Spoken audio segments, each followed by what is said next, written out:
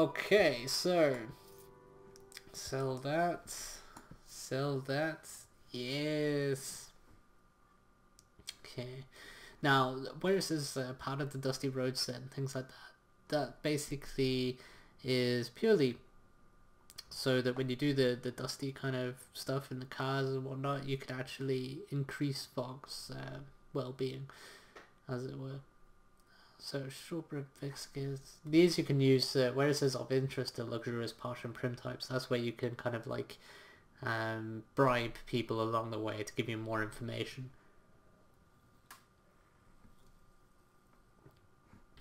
There's nothing really of interest or value here. Now we wanted to get to Thessaloniki. Do we want to go via Russia or do we want to go down and around? Kind of want to go down and around, don't we? Antalya. Okay, let's go with plan. Okay, so we can go to Thessaloniki, down by there. Antalya is here.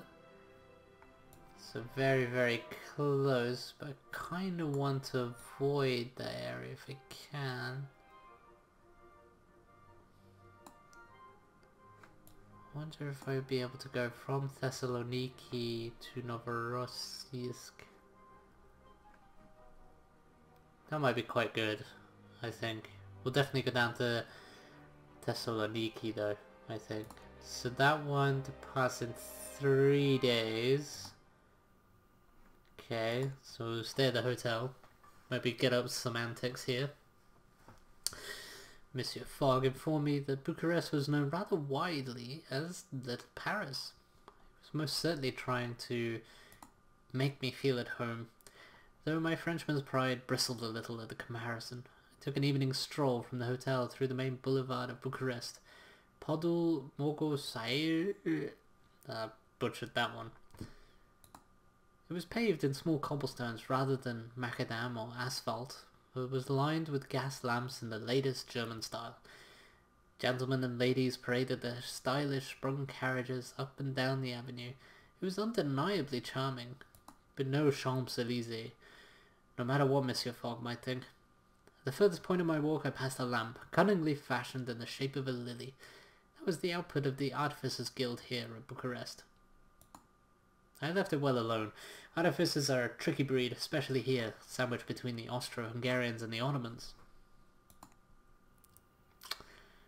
Okay, let's explore. Let's explore a little. I took a tram to the city centre, which was modern in every sense of the word. Electric lights illuminated all but a handful of shopfronts and boyars' residences. Bozak cars sputtered oil fumes into the air, and vendors hawked all manner of little automata on street corners. I saw the lamp of the lily once more. I pushed open the door and immediately began to cough from the dust in the air. I looked at the dark-haired woman behind the far counter. She seemed startled at my appearance and narrowed her eyes in suspicion. "Kusi sahab ajoute?" I flashed a charming smile, a gesture beyond language. She gave me an unimpressed look, but the corner of her mouth twitched upwards. "Oh, you're French," she said repressively, switching effortlessly into my mother tongue. I bowed and introduced myself. She gave her name only as Steinberg, omitting her proper title, which placed me in a rather awkward position. "Mademoiselle Steinberg," I hazarded. "Just Steinberg." "Just Steinberg," she corrected sternly. "Now, what do you want here?" "So, this is the Artificers' Guild?" I asked, somewhat unimpressed. "The guild is not very popular at the moment," she allowed, shrugging. "Independence is the current fashion.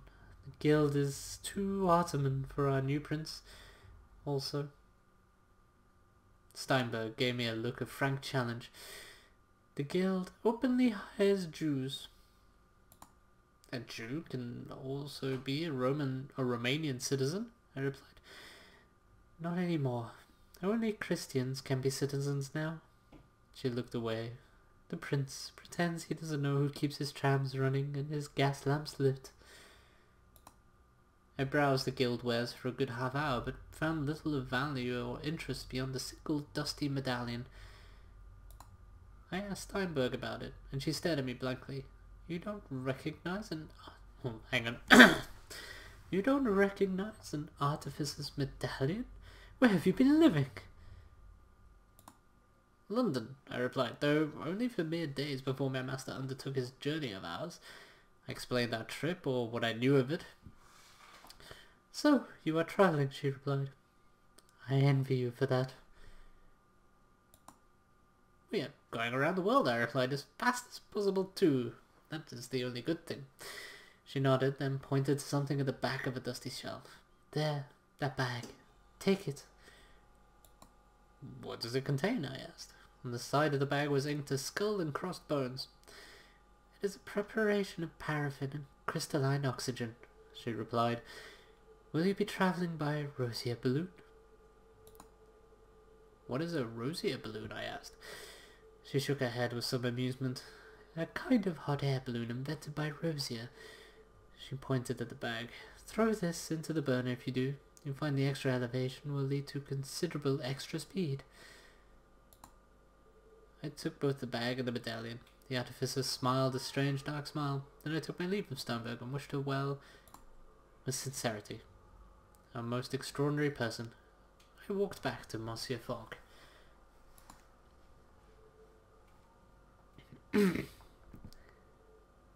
Okay, so we picked up a medallion. That should be good in Agra. Okay, so let's go... Where is Agra? I'd imagine it's somewhere around here. Maybe. Where is Agra? Agra.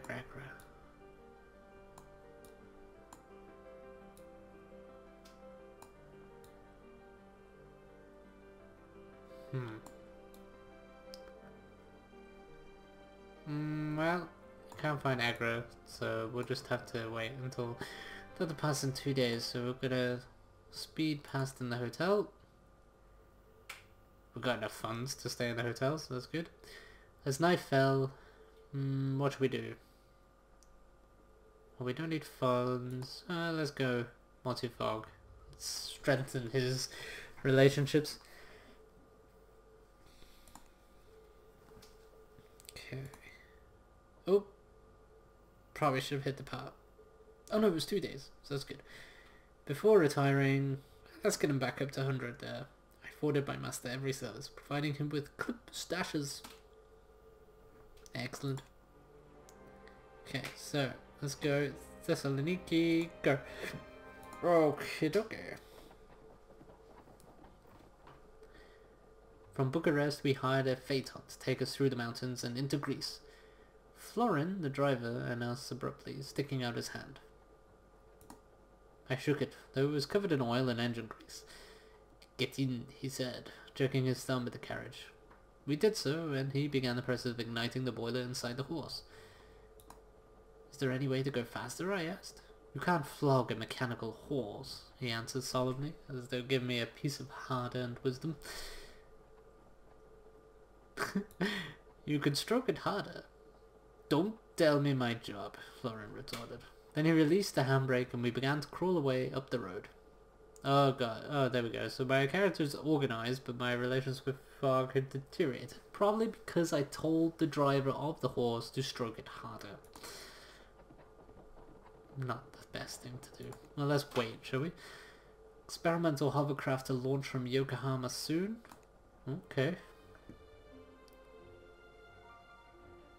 Give me a new route.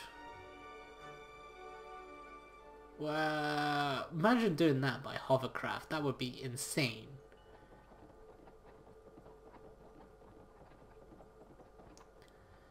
We rode the first day in relative silence, watching the forest pass us by on either side. I peered into the depths, glad of the decent road. There must have been a time when travellers would have had to cut between the trees themselves. Evening approached. We can drive on through the night, Florin said, or make camp and continue in the morning. Drive all night, I demanded. Very well. The driver agreed, and we tried to sleep as the car rumbled and rocked its way onwards through the dark, gaining us a few hours. It was not a comfortable ride for any of us, I think. You're quite the flamboyant type. Yes, I am quite flamboyant, aren't I? Oh, I'm dapper. I am a dapper valet.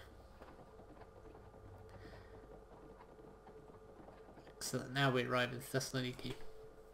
So, you're going to Greece? Yes.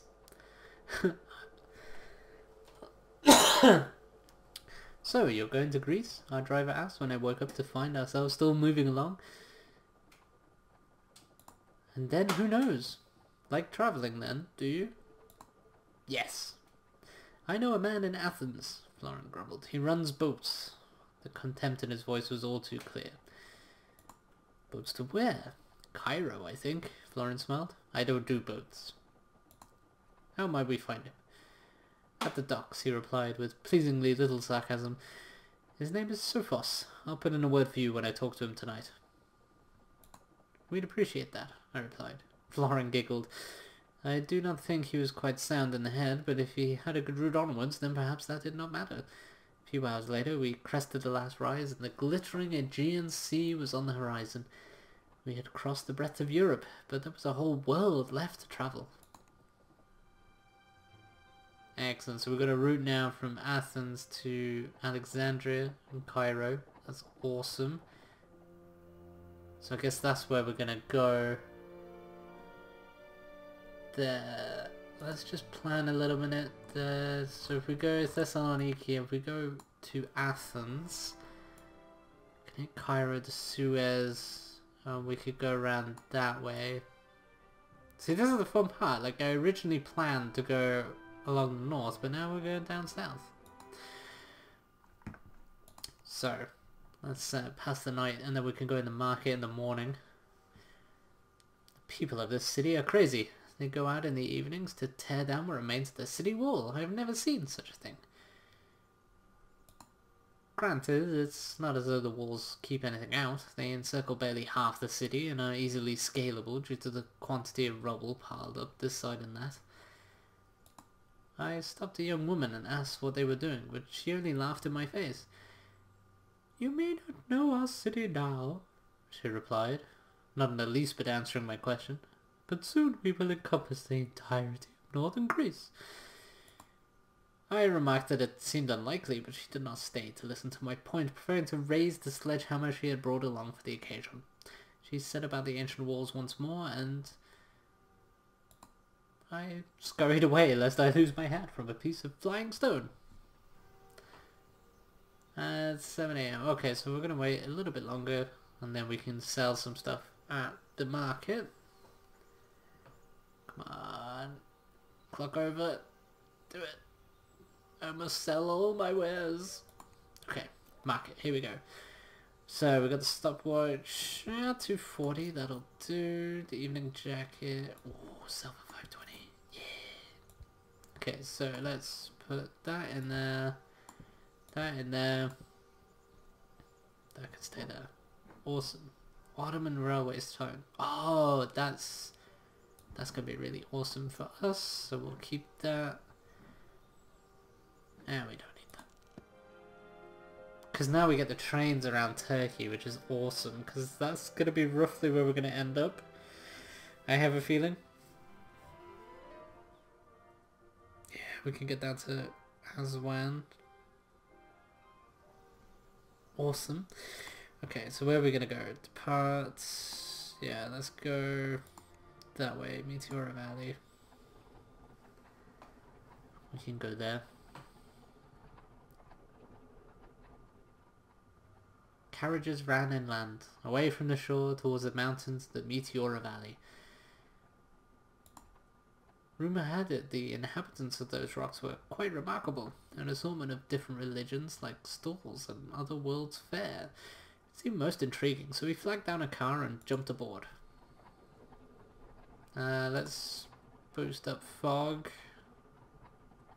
Keep them quite high. The carriage climbed and climbed, winding through dusty mountain roads. at a speed that seemed less than entirely sensible, and more often than not hurtling towards bends that overlooked precipitous drops. Looking away down the sides, bits of ruined cart and carriage hung in trees and gathered like pools amongst the rocks. Years of mechanical progress were smeared down the slopes like guano, and I could not help but stare in horror, thinking of how many limbs and lives had been lost to ambitious cornering over the years. But we arrived intact, without incident, at the foot of the dramatic Meteora Mountains. "No roads from here," our driver remarked. "You have to catch the funicular to the top." "Is it worth visiting?" The driver shrugged. "If you like monks." With that he unloaded us and rolled away down the road once more. We were already halfway up when we heard the first of what would prove to be many violent explosions from the top.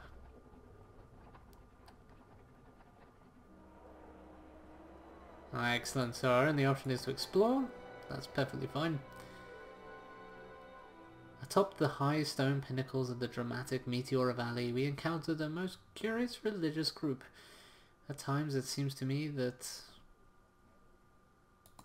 some religions are formed purely in opposition to others, rather than from some divine or profound inspiration. And of these concocted faithers, the levitating atheists of Varlam must rank among the most obscure. They do not truly levitate, or rather they do not levitate entirely freely, however light their hearts may be. Instead they float, rising up the central chimney stack of their building while seated atop a half balloon of stiff canvas. The plume from the boiler below is strong enough to carry them high into the air, and I wondered if this was a fast way for my master and I to travel. "How far can such a trip carry one?" I inquired carefully as the levitating monk's parachute opened and he drifted out of sight into the valley below. "Passepartout," my master remarked, looking calmly away across the view. "I do hope you are not considering joining in with this practice." "No fear, monsieur," I replied. He nodded, the slight movement dramatically timed to coincide with the firing of another monk out of the chimney cannon and up into the skies. A nearby monk caught my eye. "Are you an atheist, monsieur?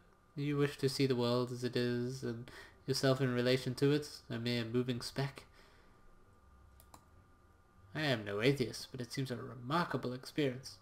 "I myself have done it 100 times, the monk replied with a gentle nod, "and I believe without the aid of divine protection either." "Then I wish you luck instead," I told him with a nod. He nodded in return, then slipped past me and into the vent chamber, closing the metal door behind him with a solemn clang. Mere minutes later we heard the explosion from within and the sound of his exuberant cry as he launched into the air.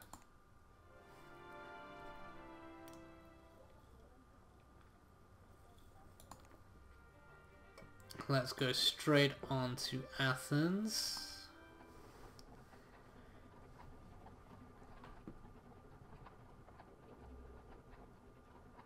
By carriage.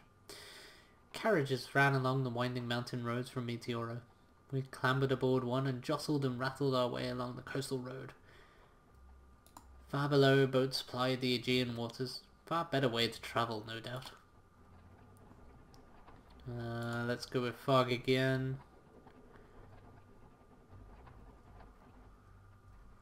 As the carriage slowly dropped downwards towards our destination, my mind went back to the monks of Meteora living atop their curious rock towers, reaching towards the heavens but never touching. Would humanity ever cross that threshold? Most likely not. Why, after all, would one go into space when there is so much of our own world we still left to explore? Humanity's desire to find boundaries and then transgress them seems to be quite unstoppable, in all walks of life, both good, bad, devout, and depraved.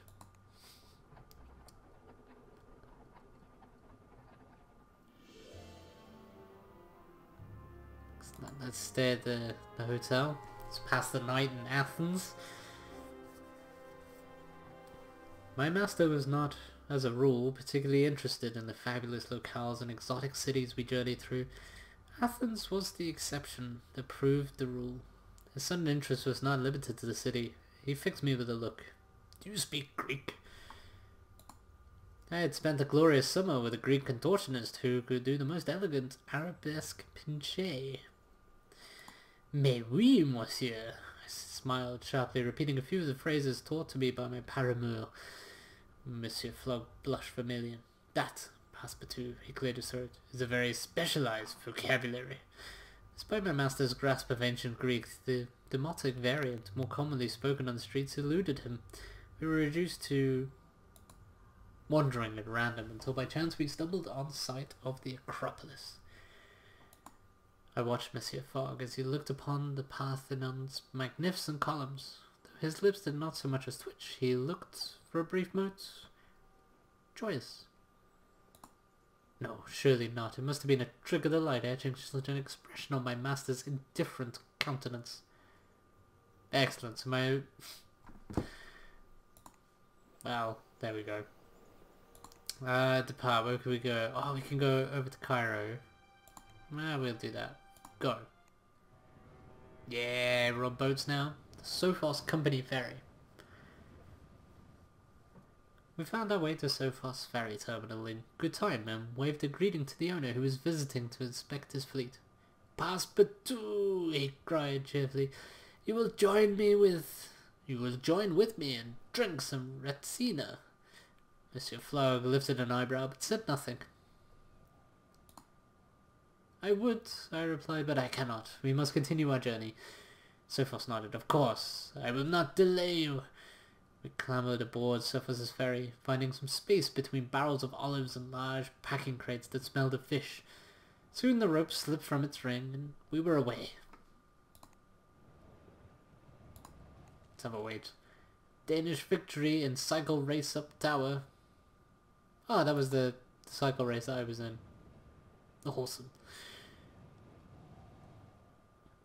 We were away. Next up, Cairo and the coast of Africa. The journey was mercifully brief, perhaps because the crew was so feckless. Depends on which country you're from. Feckless may have different meanings. Anyway, only at that last moment did they start to move, swarming the rigging and the masts and bringing us slowly into the bustling port of Alexandria. As we came ashore, I gasped at the sight of the towering lighthouse that blazed a beacon of incredible golden light across the water. I had never seen such a structure. Clearly something was afoot in this town. The sailors gestured for us to follow. From the port it was a short carriage ride to Cairo, and we arrived in good time.